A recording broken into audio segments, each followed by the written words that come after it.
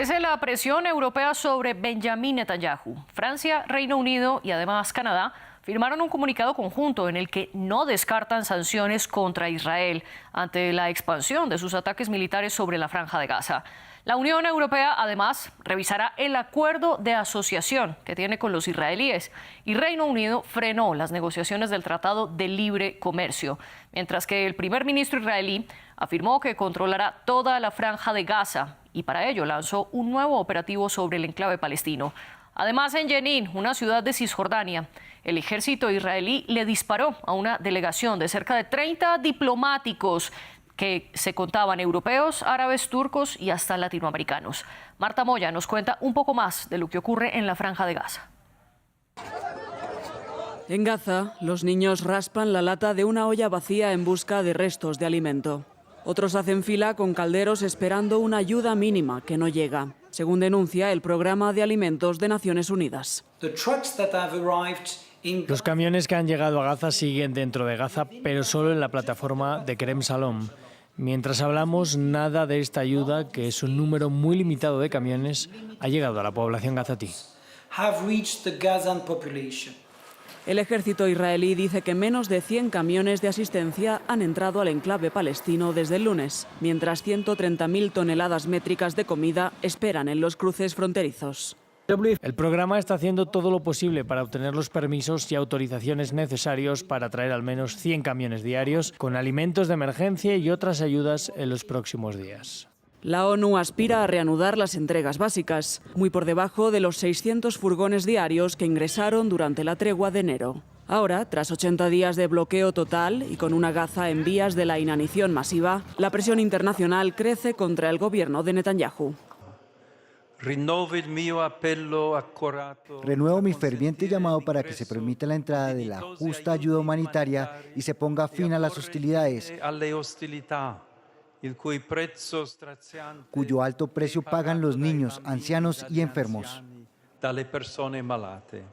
La escasez general también afecta a los hospitales, abarrotados de heridos y sin medicamentos para los pacientes. Mientras Israel continúa su ofensiva militar en todos los frentes a cualquier costo, los civiles palestinos ya lloran a más de 53.600 personas. ¿Hará algo Europa frente a Israel? ¿A qué se debe esta presión ahora? ¿Y sus acciones son acaso un premio a Hamás, como lo dice directamente Benjamin Netanyahu? Esa es la discusión del debate de hoy en France 24. Yo soy María Clara Calle. Les doy la bienvenida a todos ustedes quienes nos ven, quienes nos escuchan y como siempre también a nuestros invitados. Desde Madrid nos acompaña Hussein El Warachi El Garib, profesor de Historia, miembro fundador del colectivo No Violencia España, militante pro derechos humanos y especializado en Medio Oriente y el norte de África. Y desde Buenos Aires nos acompaña Mauro Embe, analista internacional, director del proyecto CEPA, un centro de difusión sobre Medio Oriente. Bienvenidos ustedes dos. Los invito a ustedes dos y a nuestra audiencia antes de comenzar la discusión, que nos acompañe también en las redes sociales, donde estamos como @France24_ES y mi cuenta personal es @MariaClaguirre. Y recuerden que si se pierden este o cualquier otro episodio del debate, pueden escucharlos a través de Apple Podcasts, Spotify, Deezer y TuneIn. Hussein El Warachi, comencemos mostrando cuál es su postura. ¿Qué piensa sobre las decisiones recientes de países europeos frente a Israel? Hola, buenas noches desde Madrid. Muchas gracias por la invitación. Yo creo que en algún momento tenía que tomarse la decisión. Llega muy, muy tarde, pero como solemos decir aquí, en España más vale tarde que nunca. Yo creo que muchos países, entre los cuales figura España, hace tiempo que decían que había que parar la matanza, que el genocidio no podía continuar. Y, sin embargo, otros países europeos no apoyaban la iniciativa europea, irlandesa, noruega de hace casi un año y se mantuvo el apoyo prácticamente al genocidio y ahora el temor, la vergüenza es que, además de ver a niños destrozados con misiles norteamericanos e israelíes, el miedo es que volvamos a ver esas imágenes tremendas de hace unos 80 años cuando veíamos los campos de concentración nazis, donde veíamos a niños, niñas, hombres, mujeres esqueléticos, personas que parecían más fantasmas.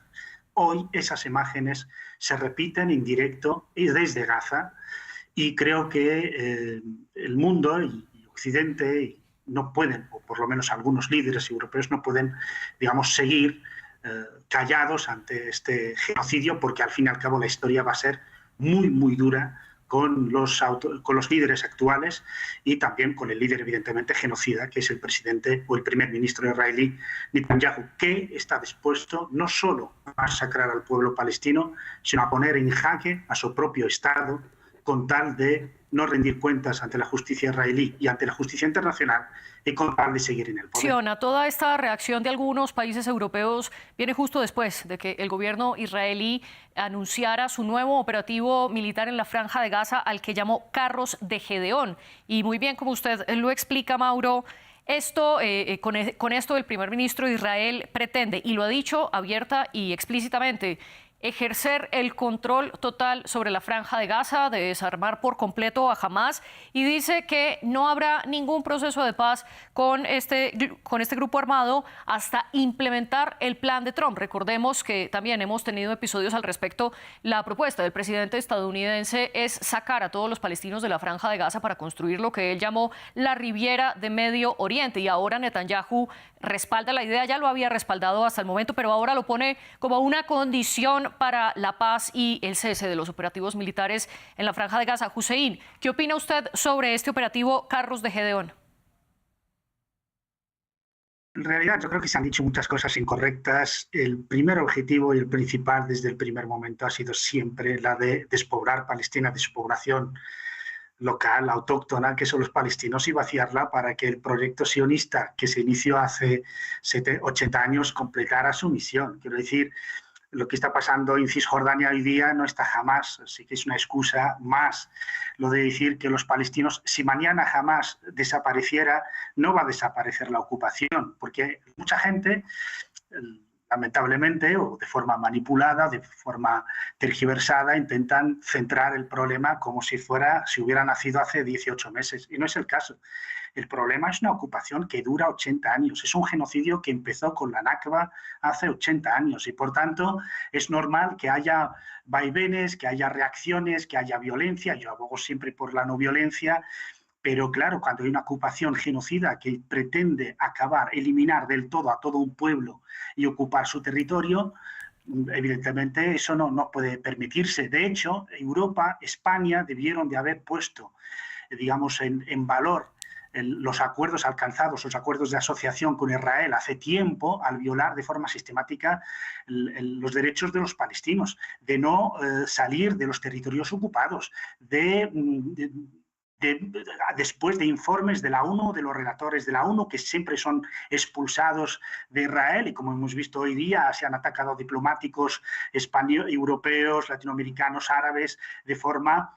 El gobierno israelí se cree que está por encima de la legalidad, que está por encima del derecho internacional, y hace lo que quiere. Entonces, si no hay una reacción internacional de los estados que son amigos de Israel antes que los demás estados, el problema no se va a parar. Insisto, hay una cuestión fundamental que no se inició hace 18 meses. Y hay una cosa que lo demuestra el mismísimo primer ministro Netanyahu en septiembre de 2023. Por tanto, un mes antes de que Hamás atacara a los territorios israelíes, un mes antes ya demostraba o mostraba ante la ONU, en la cumbre de septiembre de cada año de los jefes de Estado y de gobierno de los Estados miembros de la ONU, Netanyahu en un mapa muestra al mundo un corredor que va desde la India hasta el Mediterráneo, que pasa por Israel, y en el mapa no aparece Palestina. De hecho, el partido Likud y los partidos israelíes, y actualmente también el Knesset hace unos meses, ya se aprobó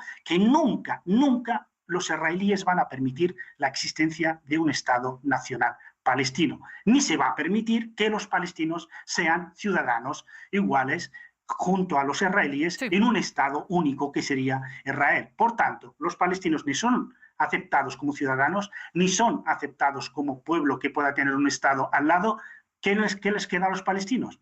Pues que o irse después de tanta presión y tanta muerte y genocidio, largarse o morir. No tienen otra. Y el pueblo palestino ha decidido quedarse y morir en su tierra porque saben que no van a volver a cometer el mismo error de hace 80 años cuando salieron pensando que después de unas semanas de conflicto volverían a sus casas y siguen esperando. Y de ese 1.780.000 ciudadanos palestinos de hace 80 años que son refugiados, actualmente son 6-7 millones. Por tanto, los palestinos no van a caer en el mismo error. Hussein, y un muy breve comentario, por favor, por parte suya frente a estas palabras de Netanyahu del control total para luego sí proceder a analizar el papel de los europeos.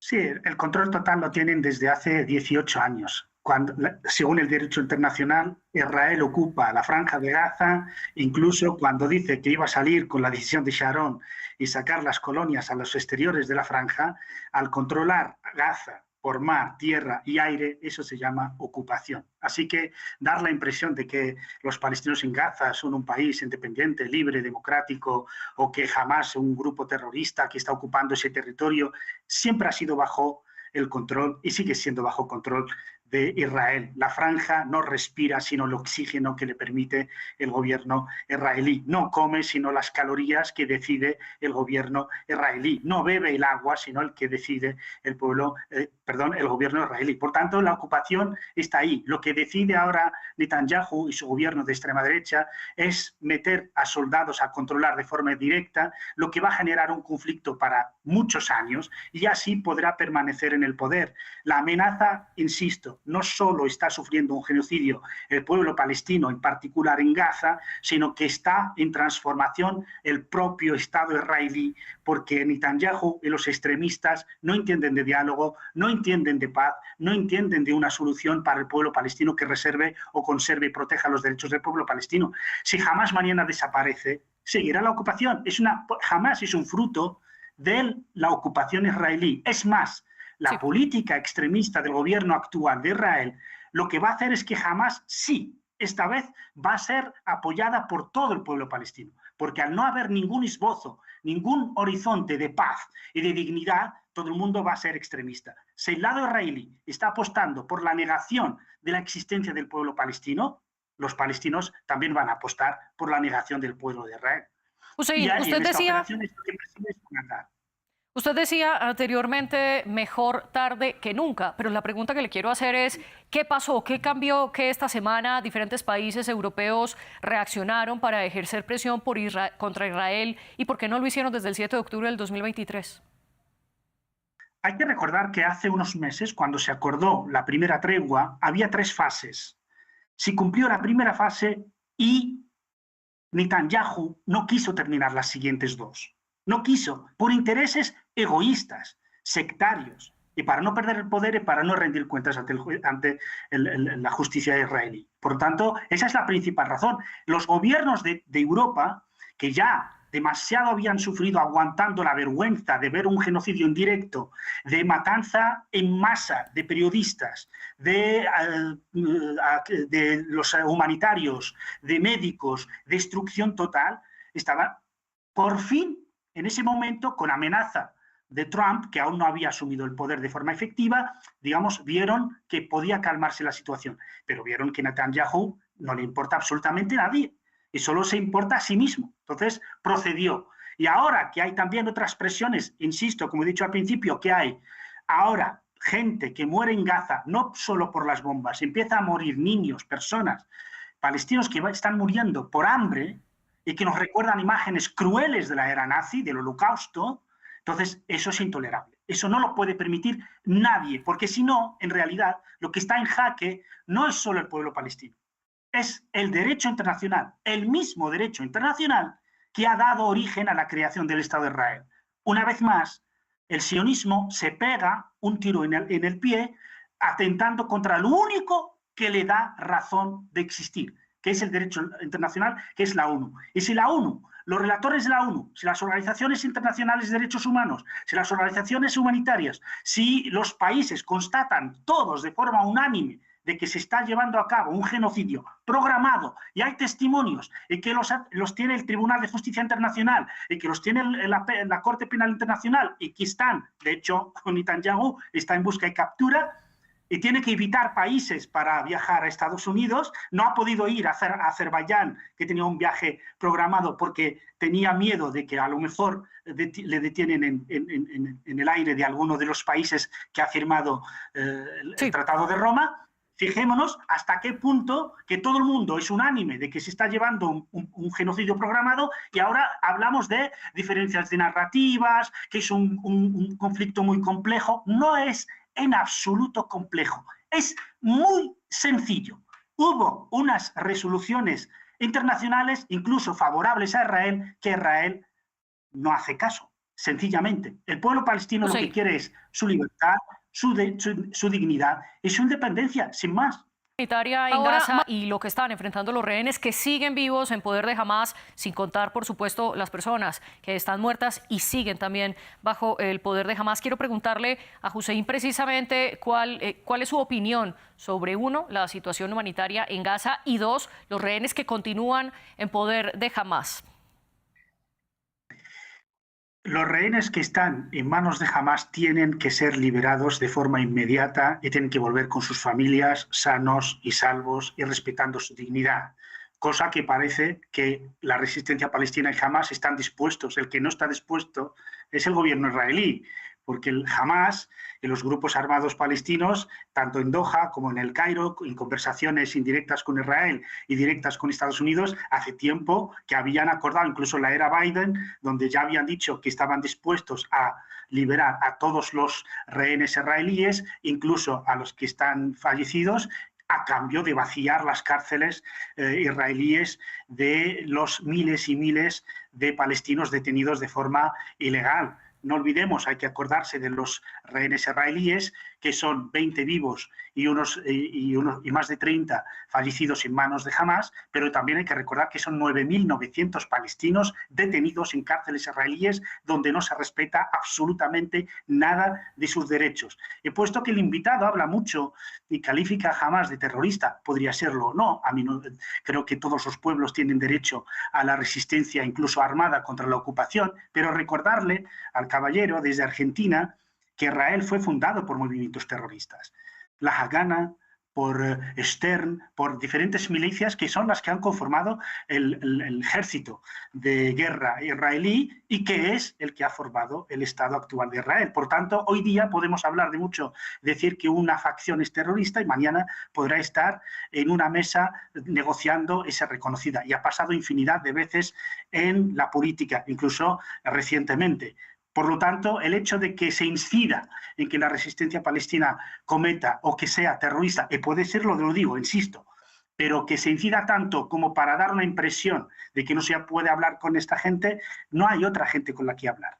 Con la resistencia palestina hay que hablar, hay que negociar, y está dispuesta la resistencia palestina a hablar. De hecho, está hablando, está en la mesa de negociaciones. El que no quiere negociar, el que no quiere entender absolutamente nada, ha sido Netanyahu, y es su gobierno extremista el que no quiere hablar. Respecto a la situación humanitaria, ahora mismo lo que nos dice la ONU, termino, es que si no entra suficiente comida estos días, lo que va a pasar es que las víctimas por hambre, por inanición, van a ser infinitamente más que las 50 y pico mil que han muerto por bombardeo. Al tiempo les pido que respondan con un sí o con un no. Hussein, ¿debe o no continuar la presión de los europeos contra Israel?